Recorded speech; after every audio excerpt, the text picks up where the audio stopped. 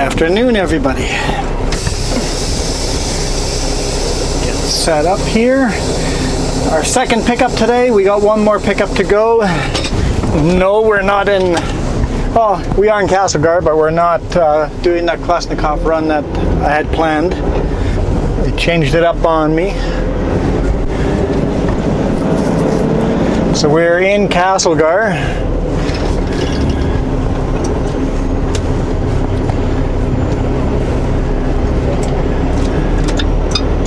I don't hit that roofing with that rear trailer. Barely cleared, okay.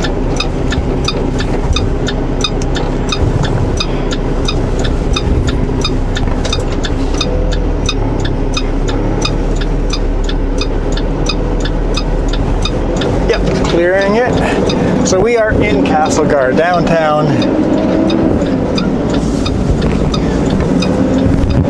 where no trucks over 5,000 kilogram are allowed. My drives themselves go over 5,000. But since we're doing a local pickup, we're allowed to come down here. So, gotta be careful, very tight corridors. They're not used to trucks in here. Sometimes you get some dirty looks because they think I'm not allowed to be here.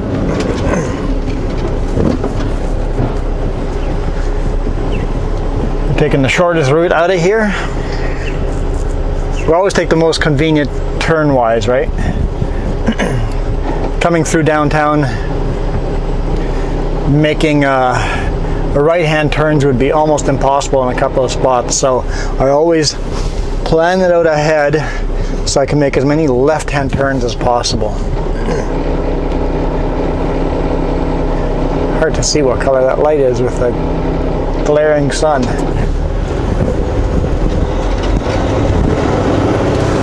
And hi, Chris from Castlegar. Nice to meet you. It's always kind of cool when somebody walks up to you and go, "Hey, are you the guy that posts video on YouTube?" I'm like, yes, I am. It's always nice to meet you guys.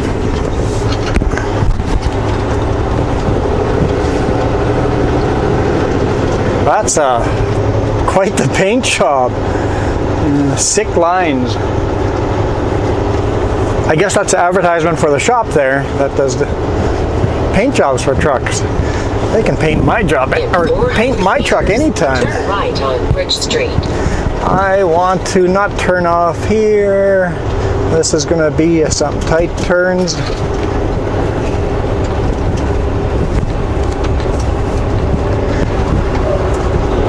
We want to take that bridge right there on our right hand side. Turn right on Bridge Street. Definitely have to plan out what exactly you're doing when coming around some of these corners.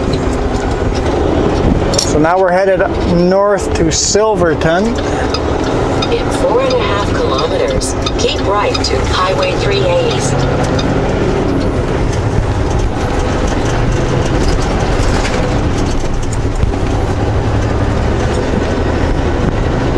And we got one more pickup, and it says we're going to get there just before 3.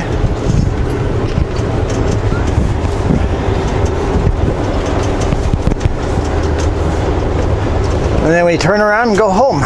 So basically we had 3 pickups, one in Grand Forks, one here in Castlegar, and one in Silverton. Normally when you do this kind of run, you would go to Silverton first, Castlegar, and then Grand Forks, because that's less weight you're carrying. But I knew if I would come all the way to Silverton, turn around and go back, Grand Forks would be closed by the time I get there to pick up that delivery. So I was forced to do it in backwards order, which means I had to pull the Grand Forks order over the Pulse in both directions. But it just makes the most sense to make the timeline to be able to get these 3 loads in. My dispatch calls me and goes, "I'm changing your load. It's ugly." He goes, "I'm really sorry." And I'm like, whatever. It's not tarped. It's 3 pickups, so more money. I should be able to get it done today and get home tonight. Just stayed home today, by the way. She's like, yeah, just one day. Next week and the week after, she's got some doctor appointments, just checkups and basic stuff. Nothing important. Well, important, but nothing crucial. I think we got our health under control now, which is good. I'm happy that we've figured some stuff out.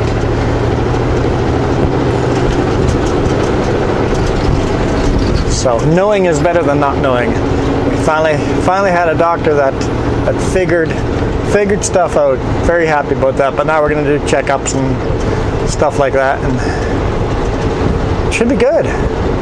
I've got a doctor's appointment myself next week. No, not next week. The week after, just for a checkup.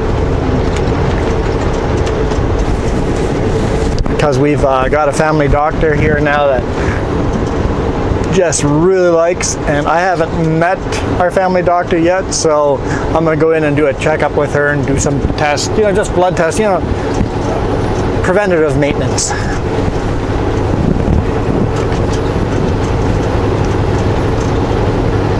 And we'll bring up the kidney. See how I'm doing on the kidney front. That's the only thing that, well, it bothered me earlier this week for just one day. One day my kidney bothered me. I don't know if I didn't eat the right food or didn't drink enough water, but we've reduced our sugar content and salt intake drastically. It's like, I know I don't have to. Nobody's told me to reduce these things, but if Jess has to, I might as well. It's healthier. Why not? In 500 meters, keep right to Highway 3A. 5-6. I want to really be paying attention to every bridge. I don't think I have anything to worry about, but I am 4'1". I think that is the tallest I have ever been. I don't know how tall a van is, but it's got to be close to the same height as a van.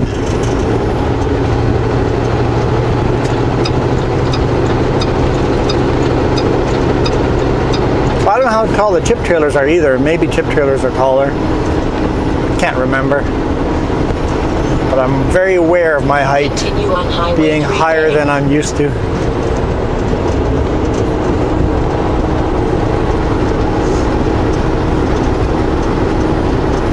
I forgot to send in loaded. I'm going to pull over at the rest area here and send in loaded.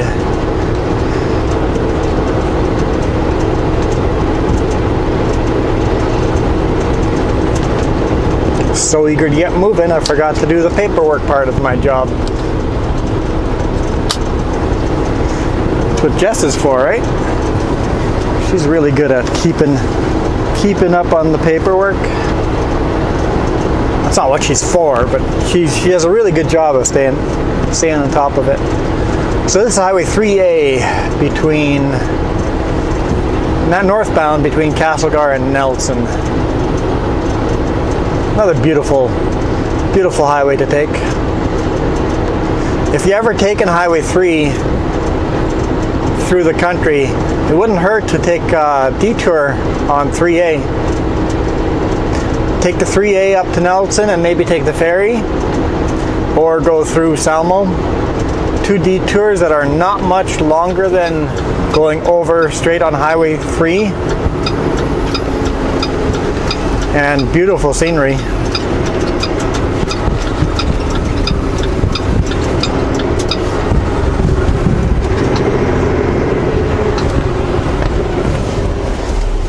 All right, let's send a message. Create message. Highway loaded. My ID, the pro number,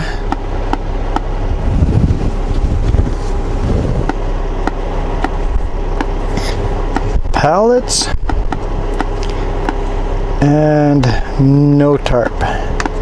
Send. Yes.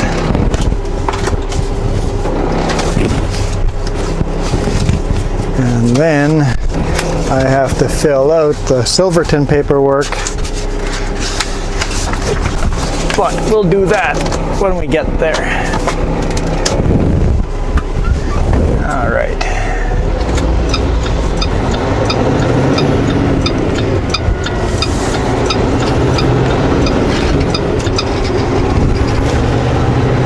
Right now my front trailer is almost all the way full. There's space for one more stack. I think I'd probably be safe dropping the lead over here and then just taking the pup to Silverton. But honestly, if I load this light, just pallets, I might as well just haul the whole thing over. It's not going to make a difference on speed and fuel and all that. Another reason why I had no problem dragging these empty pallets over the pulse and loaded. Just makes more sense. So definitely be a fuel economic run for a Super Bee.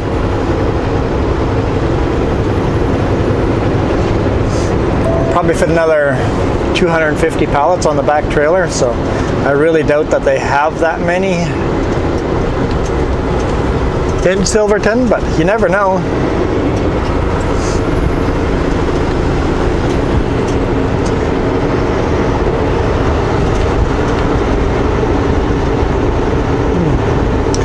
Guess I'm not fast enough for you.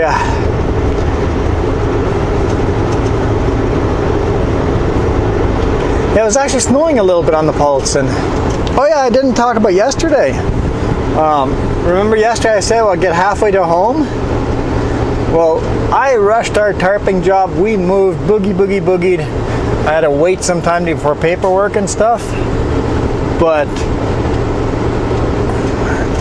I forgot that we had still on duty time that was not drive time. So I had an extra half hour sitting there.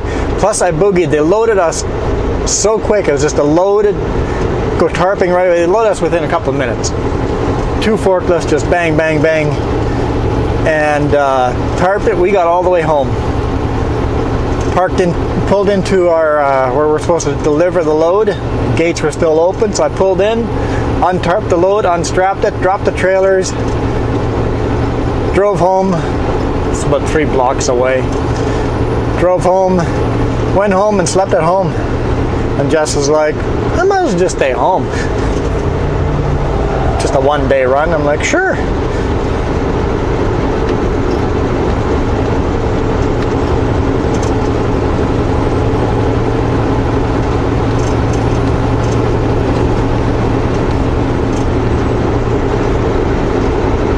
So I had something crazy happen to us yesterday. On the way home, all of a sudden this new weird rattling sound under the sleeper. It's like, what is that sound?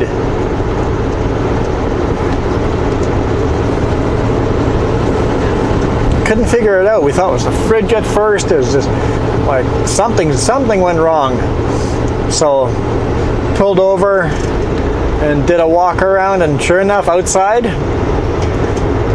somehow I've got a carabiner and I don't even know what it's called, but just this U shape with a bolt running through it that holds my snow shovel in place. And that U shape with the bolt going through it, that bolt must have worked its way loose and fell off. I lost it. And all of a sudden the shovel was now halfway hanging loose. Luckily the carabiner was still on the shovel, but it's like, oh, there's Jess texting me going, what's going on? Plans have changed. I've been so busy I haven't had time to talk to her yet. It's like anywhere where there was cell service, it's like I'm working, don't have time. So once I'm loaded here coming back this way, I'll call her and give her the down low what's going on. What was I talking about? Oh yeah, carabiner. Yeah, that would have definitely been an insecure load if I had gone through a scale like that, or CVSE drives by or something like that. So I'm glad we took care of it right away. mounted it up properly. I mounted it differently. Now it doesn't need that bolt anymore, and I think it's actually more secure now that I had this brain fart, and it, like, why do I need that anyway? I can make it better this way. So, no, don't pass me. Do you not see that truck? Okay, good. Don't need that. I'm driving the speed limit.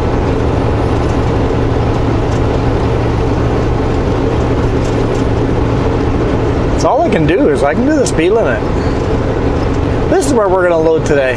This is the original plan, to load right here. Kolesnikov, or I'm not even sure how to pronounce it properly.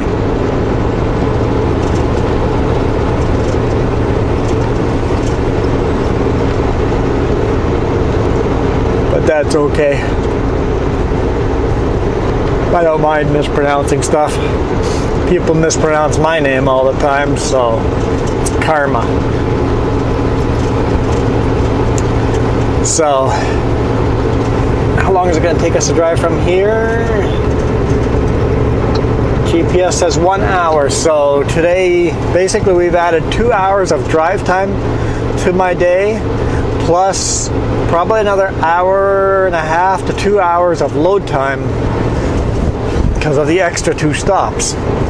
So my day's gotten at least 3.5 to 4 hours longer than it would have been. But I got extra miles, more money, extra stops, more money, and I should still get home today. If all goes well. If something goes wrong, I won't get home today, but whatever, I'll get home tomorrow morning.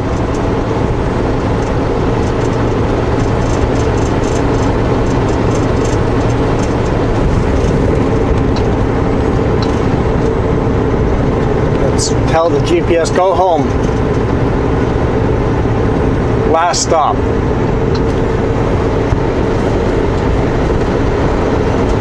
In 4 kilometers, turn left on Highway 6.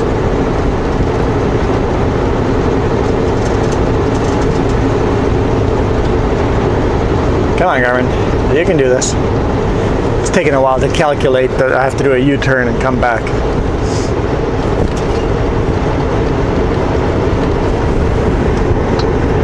Alright, it says 6.5 hours. I have 7.5. It'll be close. I'll be honest, it'll be close. But I've got fuel. Because load time will take part of that hour. I've got fuel, so I don't have to stop for anything else once I'm loaded, just brake checks and load secures. So,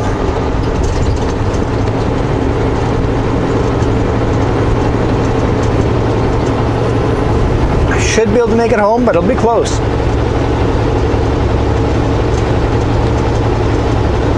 If I don't take my brakes, if I don't take my brakes, I'll eat on a 15-minute break somewhere, but I won't take my full brakes. I could do defer hours at the end of the shift, because you're allowed to drive, as long as your hours of drive time have to be within the 16 hours. That should gain me an extra hour and a half or so. Well, there'll be more breaks than that, but because I already took a short break for lunch. So if I defer hours, yeah, I'm not going to take any extra breaks unless I feel I need to. That should almost guarantee me getting home today. Unless the road's closed for some reason. Or the Paulson's snowing a lot harder and all of a sudden you spin out and I got to chain up. 900 meters, turn left on Highway 6.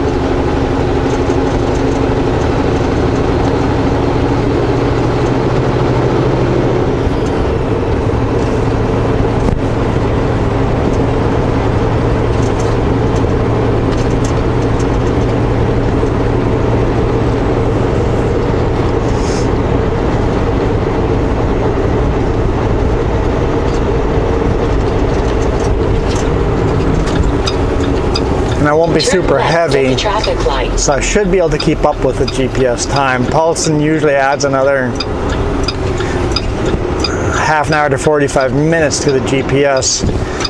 It takes me that much longer to drive than the GPS says going over the Paulson, but that's with a heavy, heavy load. I will not have a heavy load. Should be able to go almost speed limit over the top, so Continue on Highway 6. should be able to keep up with the GPS. So yeah, I think I'll get home today.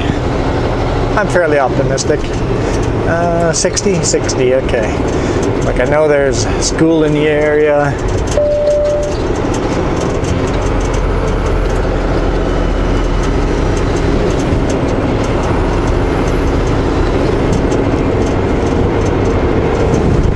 When children on the highway. I think we'll just stop if there's children on the highway. I think that's a better idea.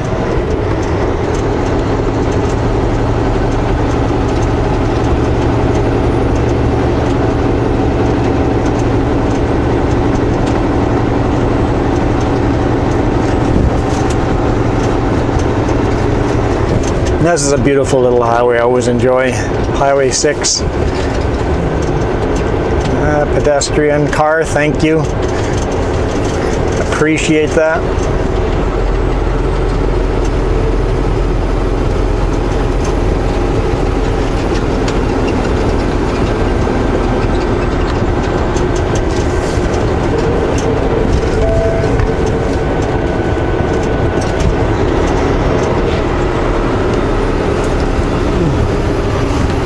Slow grader on the road can be irritating too if you're stuck behind him for a long time, but what do? He doesn't really have space to pull out of the way either, so. Oh, it's looking awfully stormy this way.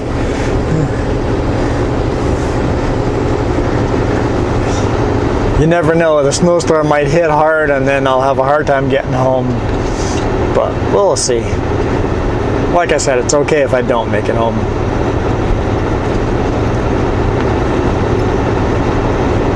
It looks like we're driving into a storm. It's going to be interesting next couple minutes.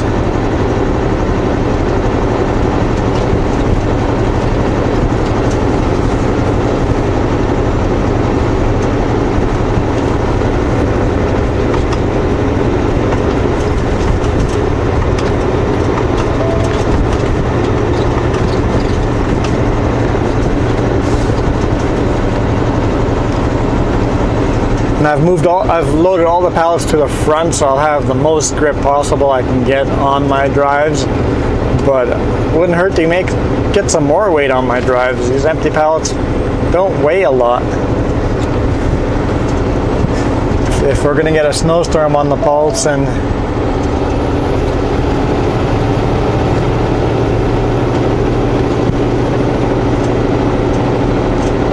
I prefer to be heavier.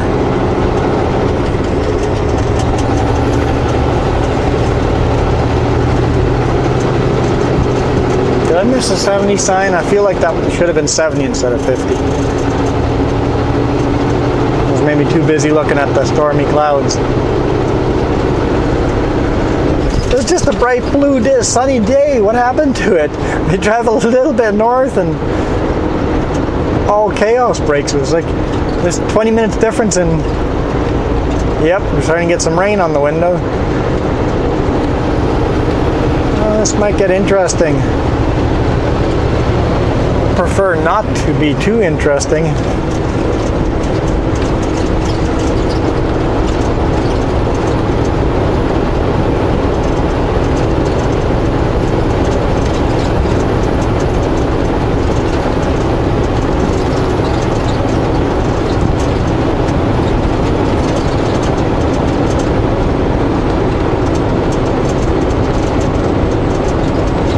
Yep, more pedestrians on the road.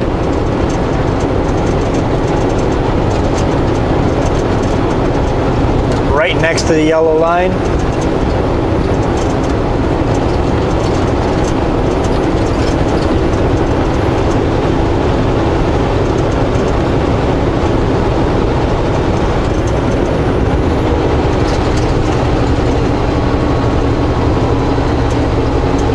That's a beautiful little winding highway.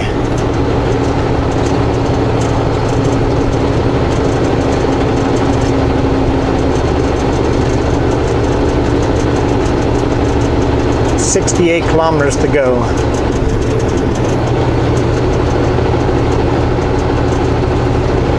And then we turn around and head back.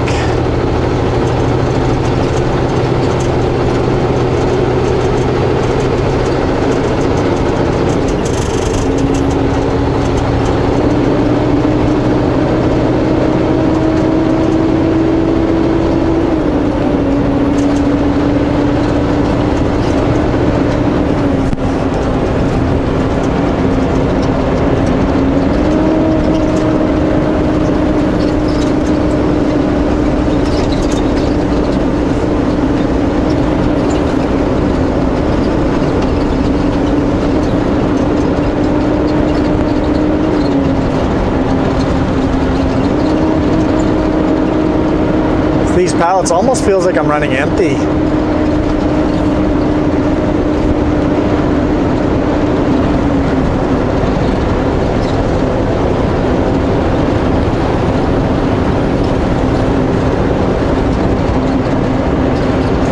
If I had to guess, I'd say I'm between 10 and 11,000 kilograms on my drives.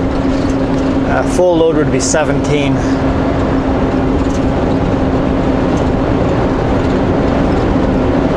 Oh yeah, I'm starting to see some snow in that.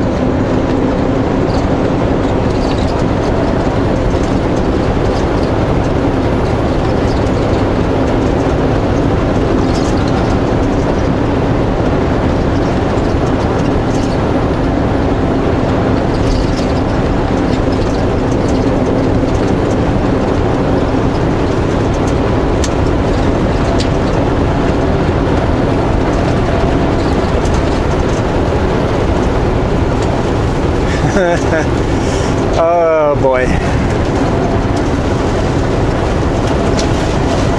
I think we're driving into a full-fledged snowstorm.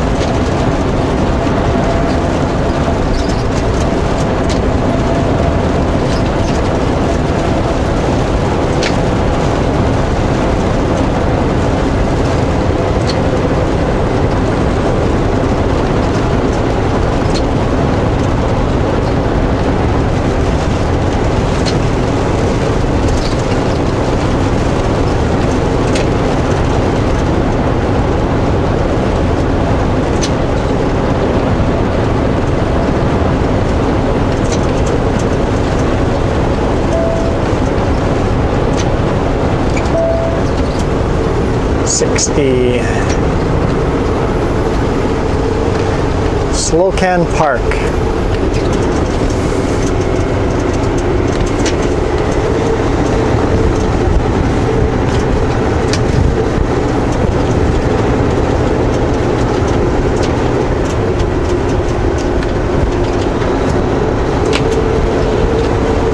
As long as it doesn't get much worse than this, I'll be fine. It seems to be gets heavier and lighter and heavier and lighter, so we'll see if it continues to worsen as I keep going. And then hopefully it's just a localized storm so that when I head back the other way, I get back into the sunshine. Well, by the time I get back, the sun is probably set. But still, open skies, dry roads.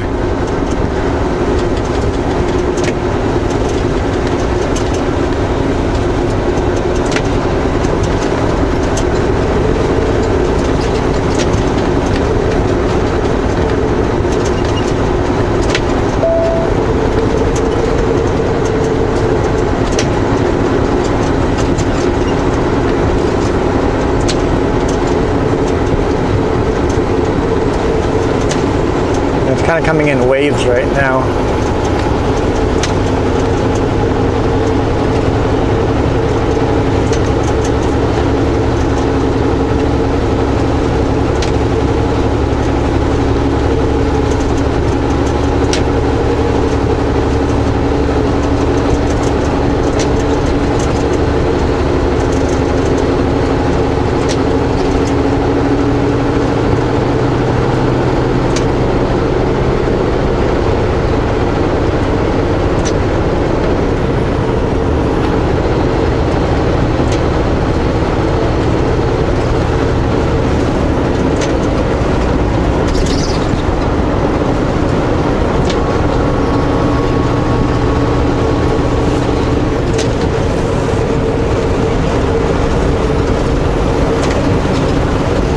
are definitely getting wetter here.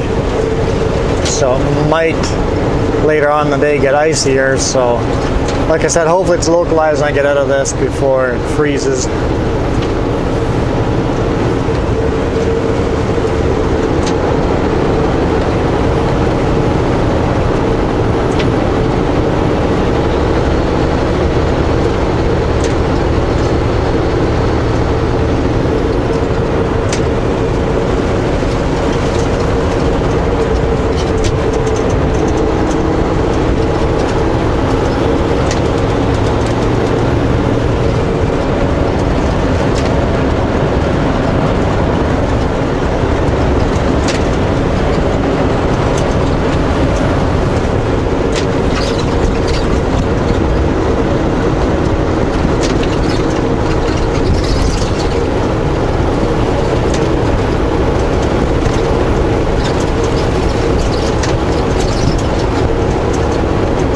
Valley Rail Trail. What if you're allowed to quad on that trail? Just like at 30 kilometers per hour. Share the trail.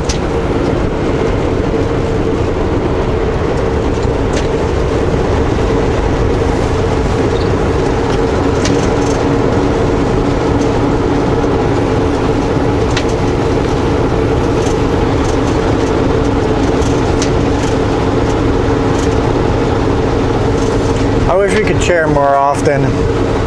Problem is there's too many idiots out there to take advantage of it, right?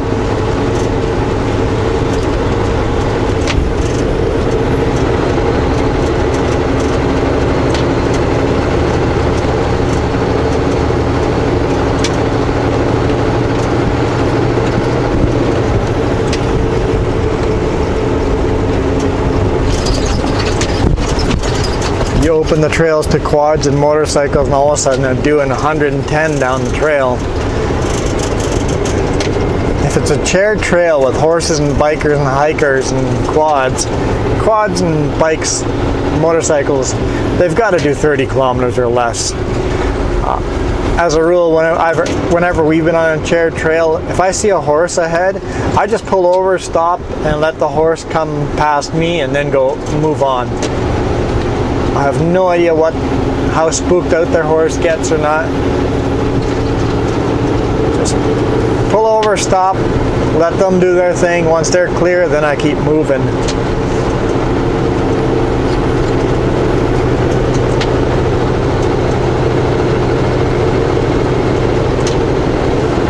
And if we could all do that, I think we could share more trails.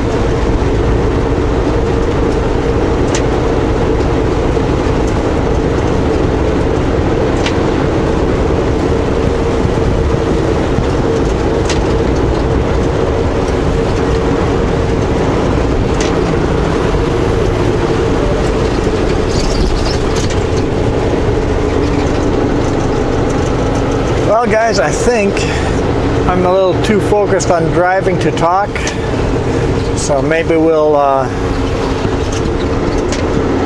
leave it there.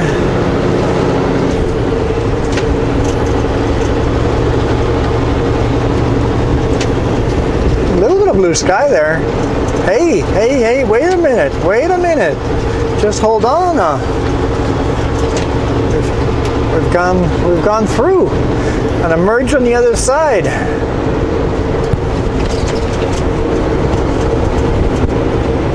Okay, that's good. Some good news there. Nice, blue sky again. Maybe I'll hit some more sun. Yes, this makes me happier. I love snow and weather, but I'm on a timeline. I really want to get home today. So maybe we'll be good. This is a good sign. Looks like it's just a small system moving through, because the roads are all wet here, so it looks like it snowed, rained quite a bit this direction.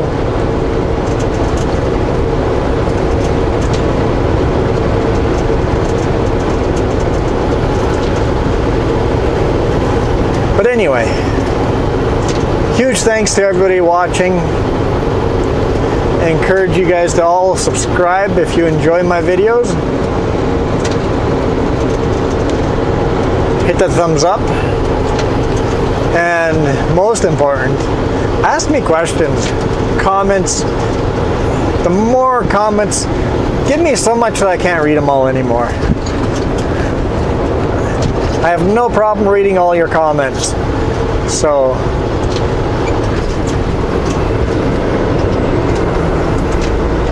we need to get more comments there, so I have a harder time keeping up on all the comments.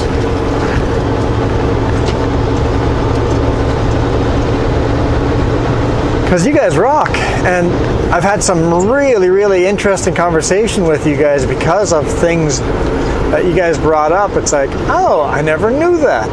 Things from the other side of the world. Just a couple days ago, one of you guys shared a video of trucking in Pakistan, and the way the trucks are decorated, and it was pretty cool. It's like when Americans have these low-rider, all pimped out, all these lights on everywhere. In Pakistan, the style is completely the decoration and the pimped out. It's a completely different style. They do it their own way, their own.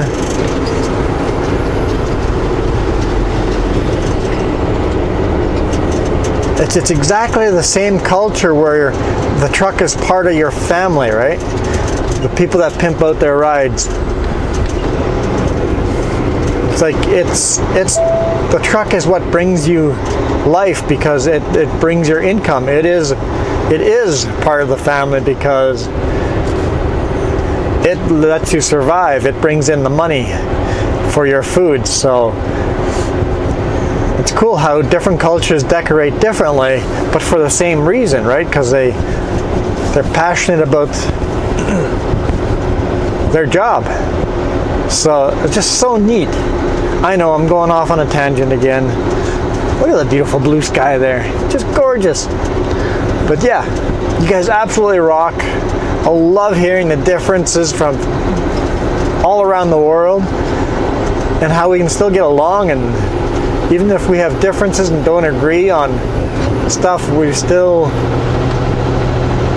essentially we're all human. We're all built the same way. We just have different priorities, different styles, different loves.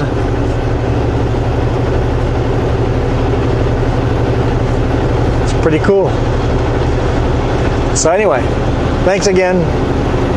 Adios.